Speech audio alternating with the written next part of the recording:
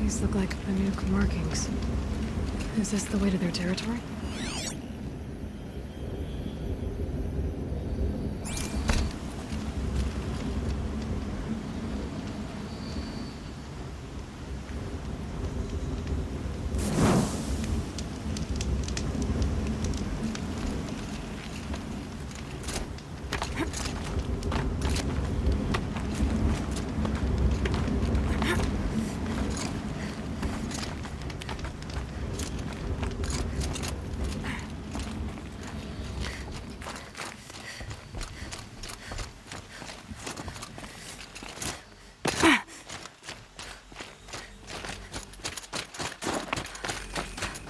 You don't look like you know this path, Hunter. Seems you're a long way from anything. Where does this trail lead? For me, it leads south. Away from the Banuk. Past the Grave Horde. Banukai, watch over me. This is the quickest way out of the cut, instead of going all the way through Oseram territory. And take it from me, you want a quick way out of the cut. I haven't even arrived yet. Why would I want to leave? Strange machine attacks? A curse on the mountain? It's enough to make me look forward to Meridian. What kind of strange machines? And what kind of curse? Machines tougher and crazier than anything in the south, I heard. And smoke comes off the mountain like a funeral pyre all day and night. But like I said, I just passed through now. What sort of place is the cut? It's on the edge of everywhere. The edge of Banuk, the edge of the mountains, the edge of other tribes' territories. It's suffered in the war with the Karja. But it suffered before that too. Life there is a test. To survive out on the edge. Not exactly homey. I can see why you'd want to move on. Home is what you carry in a roll on your back. You're going to Meridian. Yes. I was named an envoy to the Karja King's court. No one else wanted to do it. It's not so bad. I just recount the songs from Banuk, and the Karja draw their funny little glyphs. I tell them of the machine's growing anger, and the Karja King still offers aid, even though he knows the Banuk will not accept it. Well, thanks for the warning. I'm curious about these machines, though. And the warning rolled off you. I understand you adventurers are all alike. Good luck.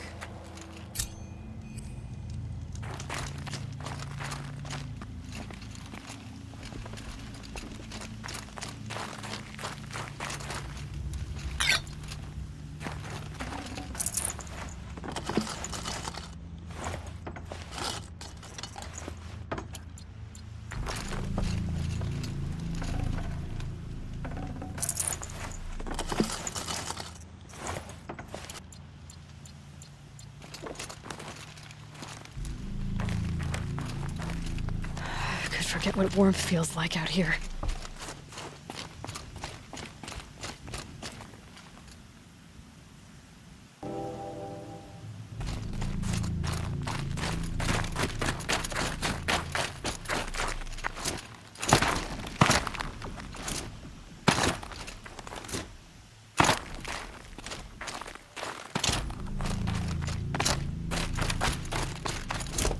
What are you doing, Aloy? This path leads to the cut. The Banuk have nothing to offer besides useless mysticism. The Eclipse won't stand idle while you waste time playing in the snow. Return to your desk. Surprised you're still checking up on me. I thought you had moved on. Well, forgive me for still being concerned with the fate of the world. I was thinking, Banuk shamans thread blue cables through their skin, right? Kind of like someone else we know, huh? So maybe the real reason you want me to stay clear of the Banuk is to stay clear of your past. It's not the past that concerns me, Aloy. It's the future. Or possible lack thereof. Which is why you should stop prattling and get back to what matters. But as usual, you'll do as you wish. Touchy.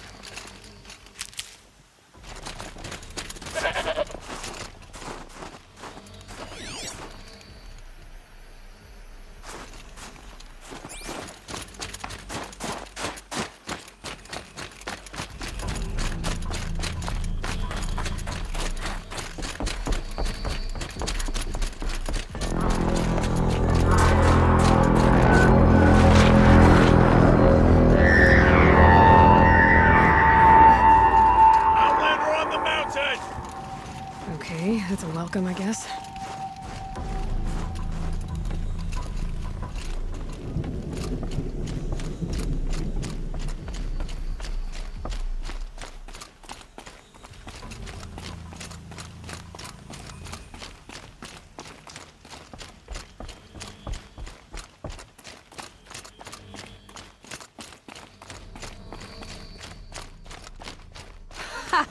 You sure you'll be warm enough up here, Nora? I've worked up a sweat from the climb.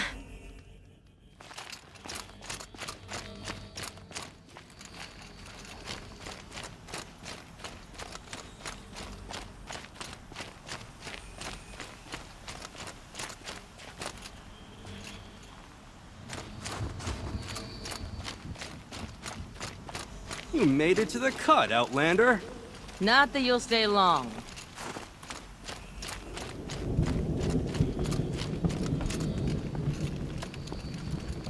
Smoke rising from the mountain. And the village, too. What's it for?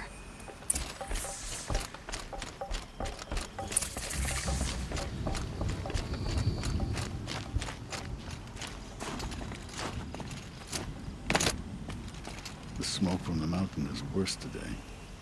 A bad omen for the ritual. Rhea's been gone a long time, but she will return. I must believe she will return.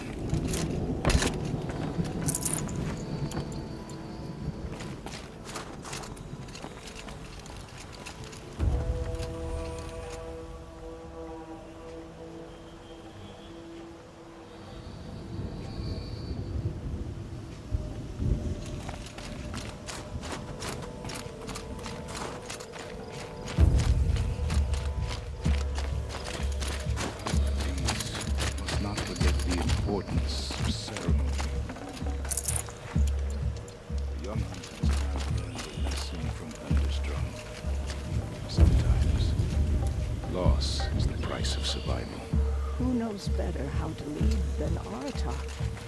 We must put our faith in him.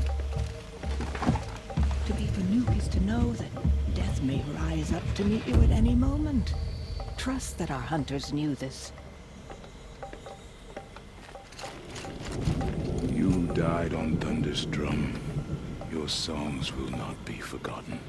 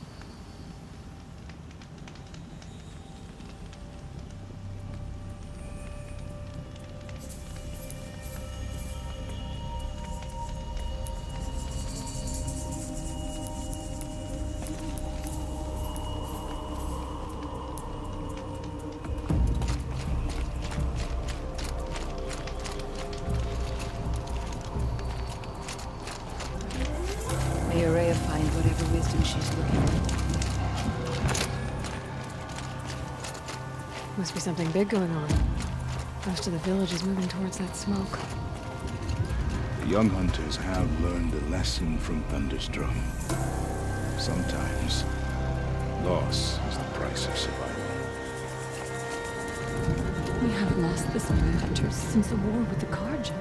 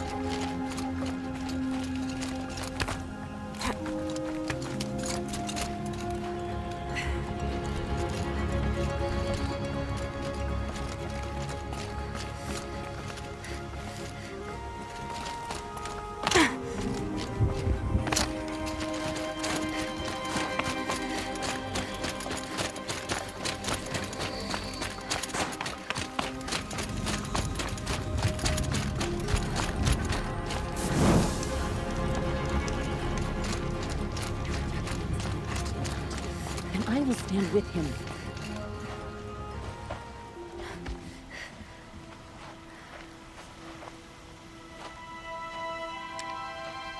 Get ready for a rare sight, Nora.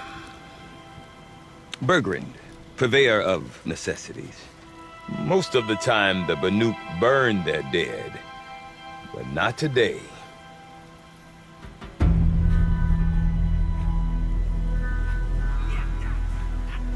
Because the bodies couldn't be recovered. Aye, a nasty business. All their best warriors lost.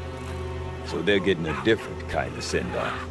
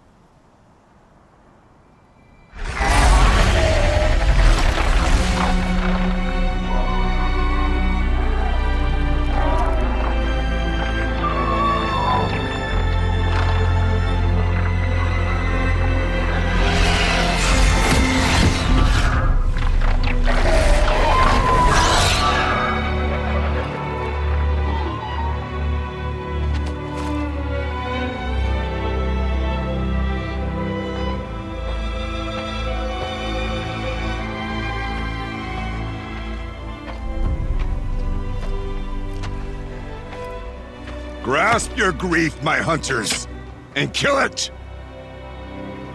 For our kin sees the fate all Banuk long for. Falling with their spears striking steel. Their struggle is over now. You have witnessed their spirits rise up into the blue sky and beyond to the blue light. But our struggle is only beginning. Soon, we will again take up the hunt against the daemon that frenzies the machines against us. And so I ask you, can you summon the courage of our fallen kin? Will you fight and die as well as they did? My courage! My spear! Our blood is in your teeth, Aratak! We are Banuk. Our enemies are prey.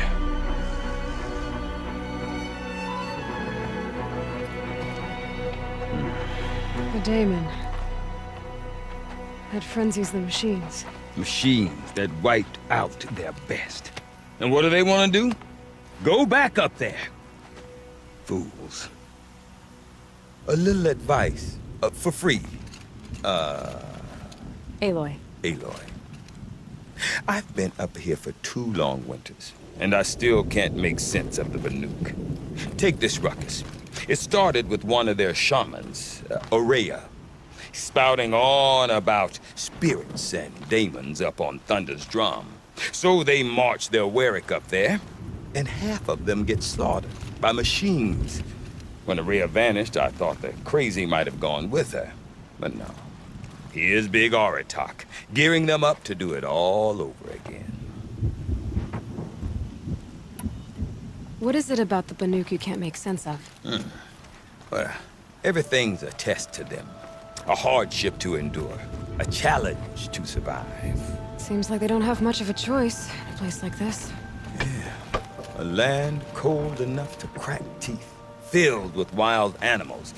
You'd think they'd accept a little reasonably priced aid. Well, believe me, I've tried to convince them. But a Banuk with nothing left to prove might just lie down and die. And Aurea is the one who spoke about this daemon? That's right. Told Aratak and the others that it lives up on Thunder's drum. And they believed her. But you don't.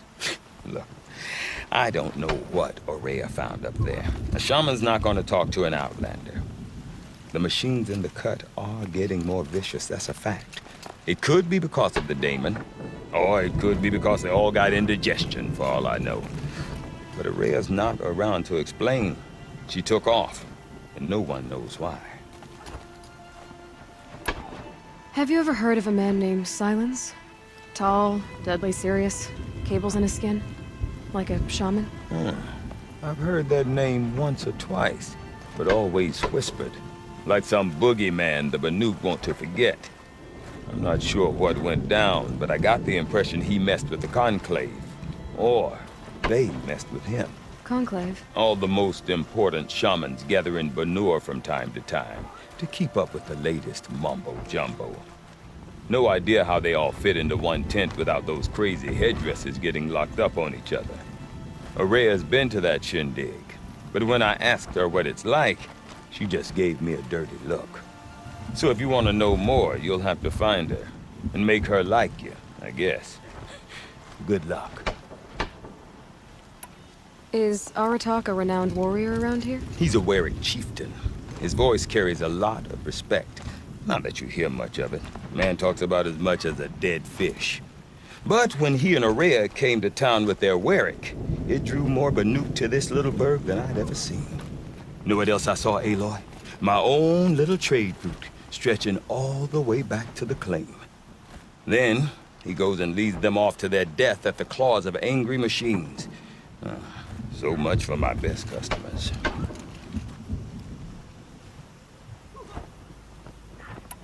You said you've lived out here for 2 winters? Aye.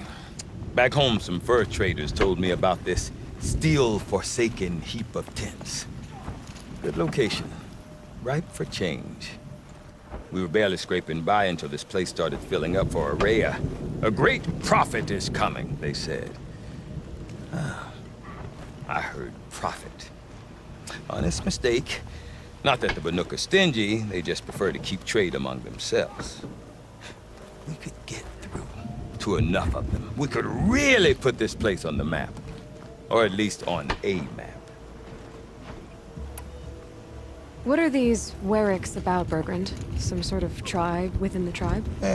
Not like our clans back home. You don't get born into these things. They hold tryouts. Prove your best at something and you might get a place. Some Weriks come and go. Some last as long as metal. The whole Banuk territory, Banur, is just a bunch of the biggest, oldest Weriks. I'm not sure if I'm less confused or more confused. Well, here's the sure thing. Each Werik has a chieftain and a shaman. They make the decisions. All well and good, except the chieftains are hard-headed, and the shamans have their heads in the clouds. We? Me and my daughter. My assistant, Varja. My assistant and my daughter. We seem to get along better as business partners. Her mother wanted me to show her a trade. She started tinkering with weapons. Say, when you need a break from this Banuk carry-on, stop in and see her. You're both, how do I put it? Women? No. Independent. Look for her at Long Notch, the easternmost Banuk camp. I want to know more about this daemon. It's crazy talk, Aloy. Or there's something to it. Something connected to how the machines behave. Then you need to find Aurea. She was last seen headed for the mountains they call the Ice Rafts. I've heard only the shamans know the trail beyond those frozen peaks. But I do know where you could find her apprentice, Naltuk. He went north of the river, chasing rumors. Rumors? Not the good kind. Sudden attacks in the snow. Strange new structures. Some say a new machine, like no one's seen before. Well, now I'm definitely interested. Thanks for the talk, Bergrand. Don't mention it. I wonder if Aratak can Phoenix tell me coming more along. about Aurea or Thunder's drum. Seems like something's Might be worth a shot.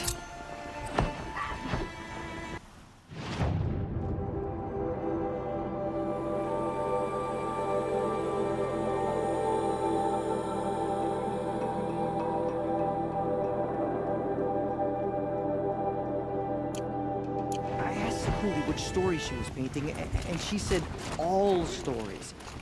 What does that even mean? These cities of the South sound like wonders, but I prefer a tent I can take with me, thank you. I do not want to hear this talk from you again. Doubt is heavier than a week's snow. Forgive me, my chieftain. We will be ready for the next attempt. But this will not be an attempt. It must be done. Do you understand? My chieftain. Good. Outlander, I suppose you wish to speak?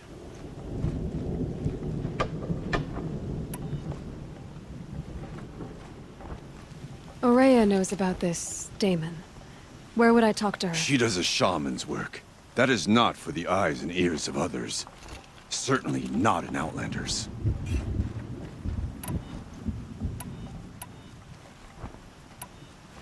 Did your Warwick come from this place? No, we rallied most of our hunters from across Banuk to face the threat of the Daemon.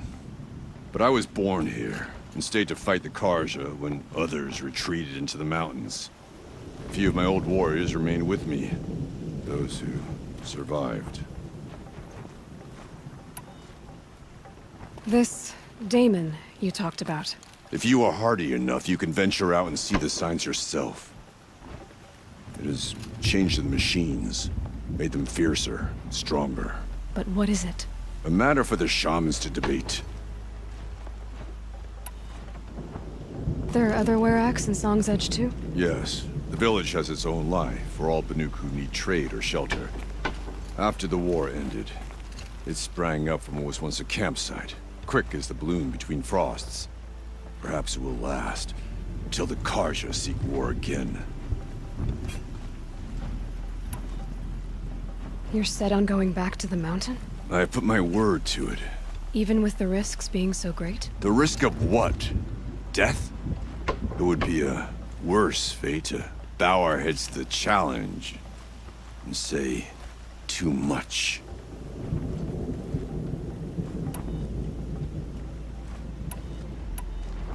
Well, I guess that's it then. Good. I prefer deeds to words. Right.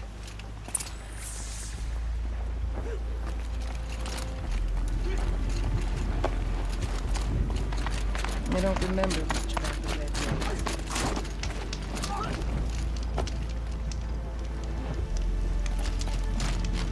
Deep in, silence and living waters.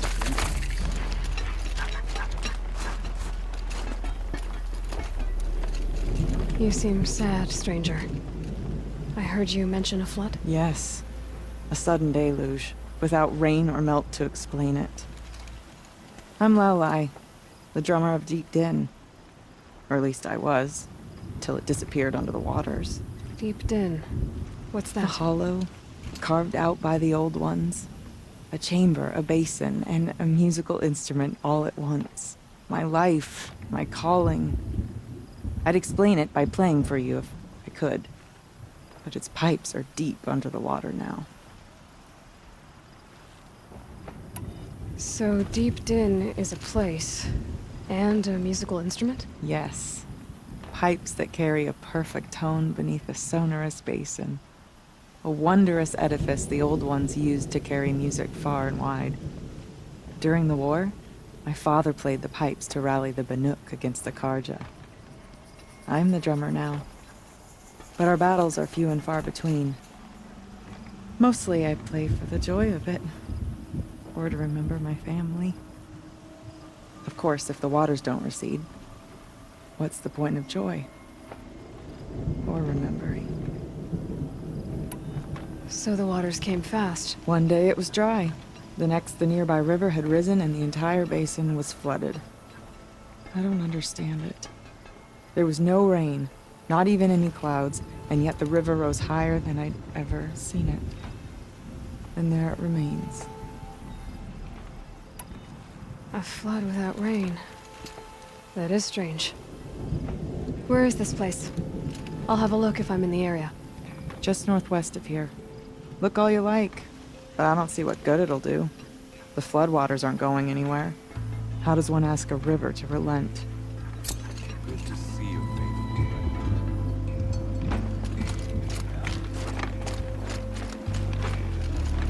No more. Blood sign.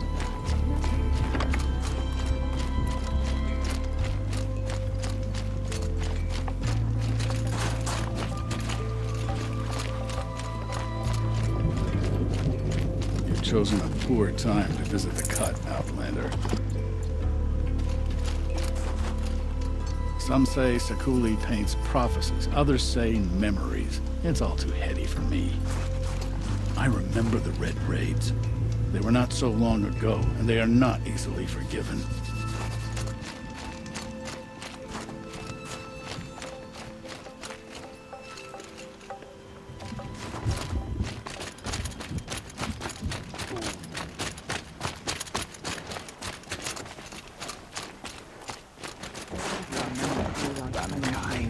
When the old ones were fresh in their graves and our numbers were still small, it was she who led us through the frozen wastes. We also remember the ravenous tribe, who delighted in sucking the marrow from our broken bones. Everywhere Banukai and her Werak fled, the ravenous tribe were never far behind. Seeking a way to defeat them, Banukai went into the wastes and let the wind whip her cheeks. And when the cold brought sleep, she dreamt of light. She saw it behind the world, a great calming sheet of icy blue. And she saw something new. Herds of machines, each filled with the same blue light. When she woke, she knew which star to follow. She walked for many days and nights until she arrived at a temple built from sparkling ice. At the gates of the temple, she was met by the machines from her dream, who bowed to her as she entered. Inside, Banukai discovered the blue light bubbling from a hole in the snowy earth like a spring. "You bid me come," she said. "My people need aid. Will you provide it?" The machines whispered to Banukai.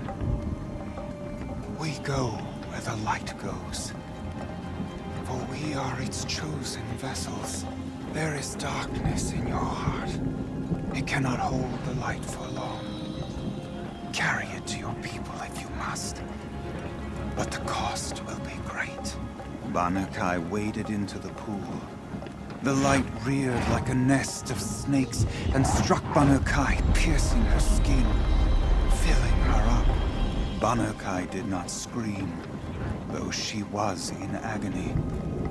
Banukai did not collapse, though her limbs shook. She climbed from the pool and carried the light inside her. She marched toward home, and the machines marched behind her. As she walked, the light struggled to push its way out of her, but the machines were there to aid her. She sewed her body shut with their cables, patched herself with their metal, and kept the light within.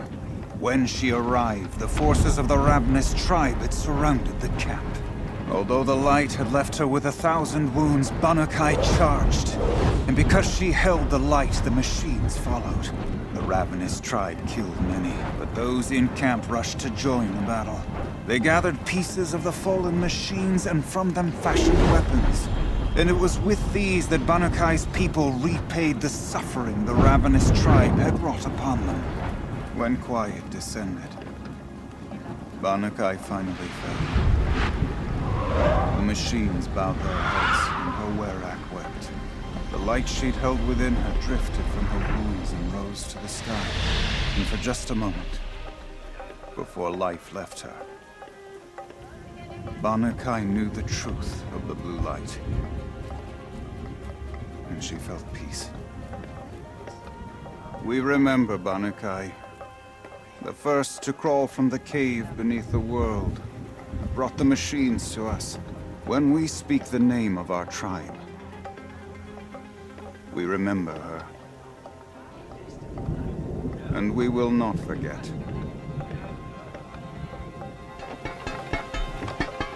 Look to the frozen tarmac camp.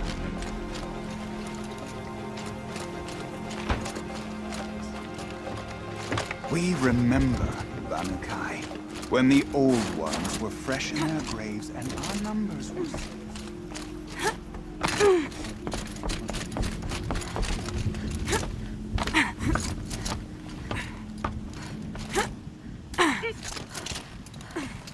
Bandits in the cut, huh? Let's see who survives longer.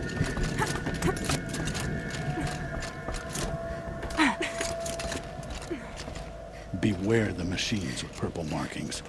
To approach them without caution is to lay wood on your own pyre.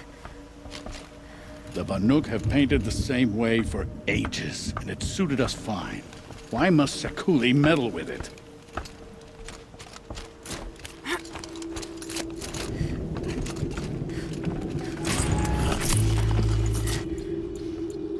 May all Stone Yield's bandits freeze in their sleep. A coward's fate. The only one fit for them.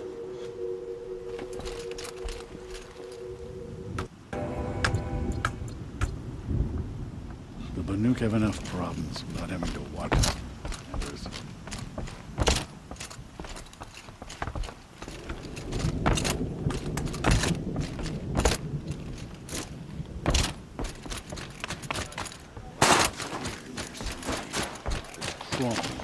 There is darkness in your heart. It cannot hold light.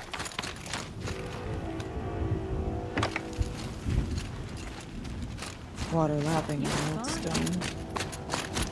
That's the sound to sleep to, not live to. It's a pleasure to see you.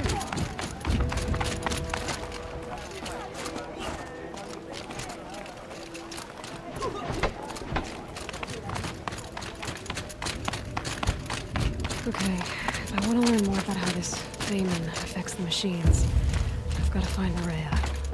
To do that, I need to talk to her apprentice. Outlander, wait a moment. That weapon of yours, Outlander, that spear, I can see the blue light upon it. This? It was made by an acquaintance of mine. Ah, a shaman. No. More of a tinker? A tinker does not understand the spark in the metal, the song in the metal like this. But it could be improved upon, modified, with the help of the old ones. Far north of here, there is a cave, a shaft in the snow. Within it is a nest of metal birds. Find a bird that hasn't been stripped by shamans past. Look for a rail inside it, the length of your spear. That's all I can tell you. Get a rail from some metal birds in a cave. Sounds perfectly normal.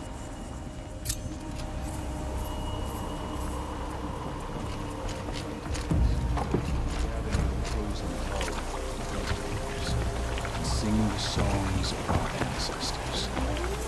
The longer you scrub, the darker the colors end up being.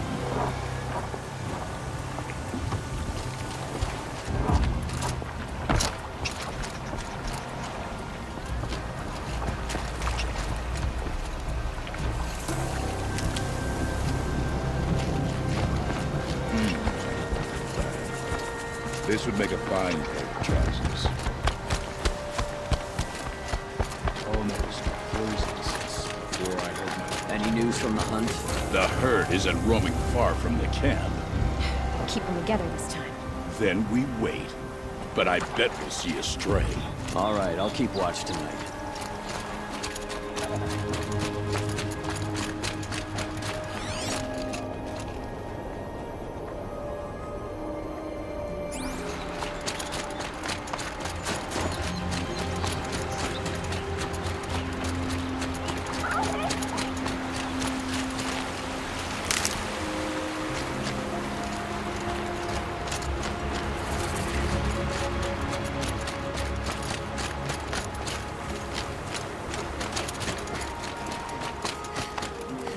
Strong influence of the palace.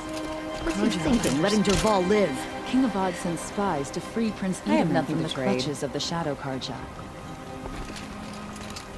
By the sun. I'm hoping for a better day tomorrow.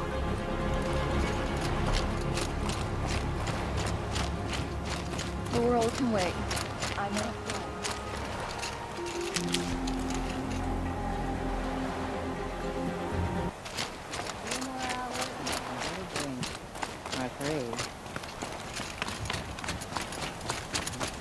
A woman is sun heart of the light. The sun has May the sun grant you a portion of its wisdom, young huntress. by the sun.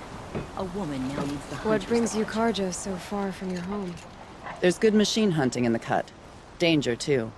Some have a taste for both, and they pay people like me well to guide them. We've had a bad run this time, even after I brought this priest along to read the signs. I did say the sun's light was cast quite red the night of the... Not your concern, though, Huntress. May your arrows find their mark.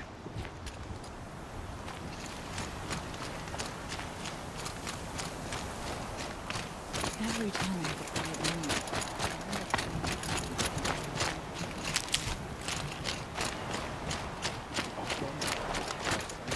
moment, Bergren said Araya's apprentice went north of the river. Hopefully not too far.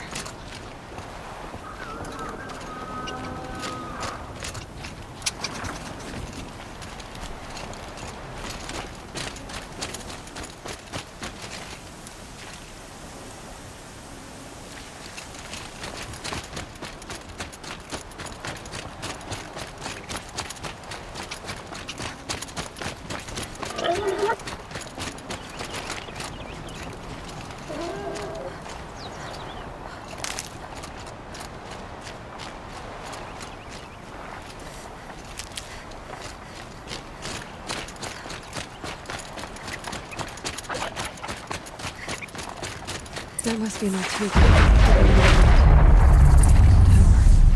It looks like it's sending out a pulse or signal. Naltuk? Who are you? How did you find me? Bergrand told me you'd be out here. He's persistent. I've told that Oseram 1,000 times. I don't need to buy anything. And I'm not selling. I just need to find Araya. Well, you won't. She's gone where only shamans can tread. She seeks guidance from the voice in the blue light. That is her task. And the task she gave me is to observe the daemon's work. To stop it spreading, if I can. But what can I do about these towers?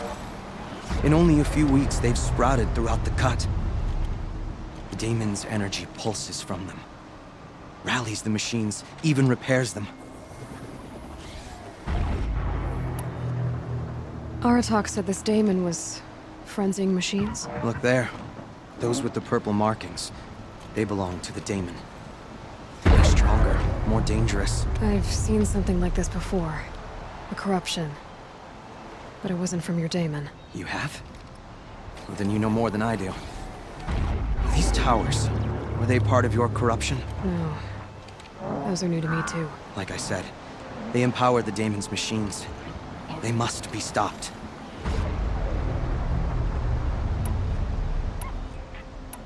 Will you tell me where Araya went? You ask a lot of questions. Only when I'm not getting the answers I need. There's but one voice Araya wants to hear right now, and it isn't yours. I'm sorry. All right. You want to stop the spread of the daemon's work? I know how to get started. With my bow and spear. Outlander, wait. Won't you tell me your name? Aloy. Good. If you fall to the daemon's machines, at least I can properly recount your efforts to Araya. Thanks for your vote of confidence. But I won't fall. And when I'm done, you're gonna tell me where she is.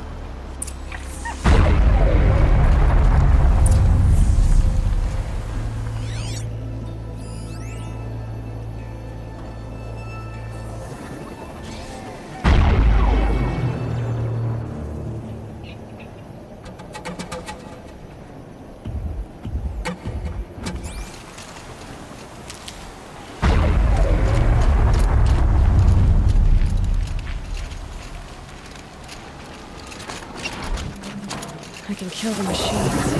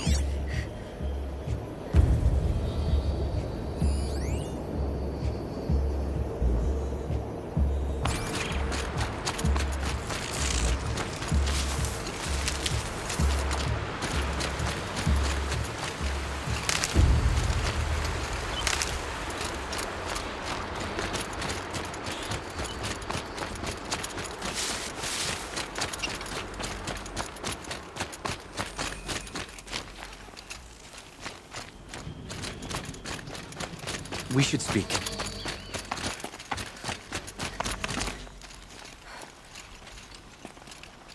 Seems I can take care of the machines and towers. The daemon's next. You claimed its power for yourself somehow. Perhaps Aurea should meet you after all. What she truly seeks is hope. After what I just saw, you could show her that.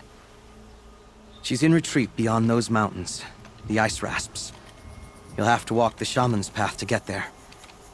You'll know you've reached the end when you come to a shrine. A great machine covered in blue gleam.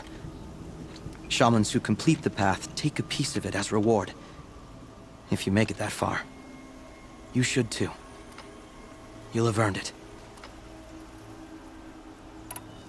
You said something about blue gleam at the end of the shaman's path? A crystal that builds on the bodies of machines in the oldest ice. We Banuk believe it's the stuff of the blue light, frozen as it escapes their shells. You might be more interested that merchants will trade well for it.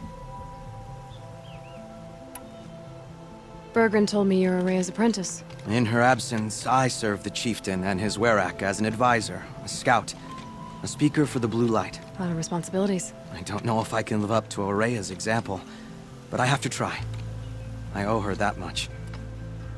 She took a chance on me, an aspiring shaman from the edge of the world. No one else would. Were you with Aurea when they attacked the mountain? I wish I had been, even with all that happened. I'm no warrior, though, so she bid me wait. When Aurea and the chieftain returned, I saw them argue bitterly. I don't know what about exactly. Then she came to me, gave me my task, and left us. How do I cross this shaman's path? Go to the ice rasps. Then follow the markers through the ice caves and the waterfalls, and make the climb to the shrine. But be careful. The path is meant to be an ordeal, the final trial of a young shaman's training. And I'll find Aurea at the end of it? No. She goes further up, somewhere inside the mountain. If you see her, would you tell her, I have faith she will hear the voice again.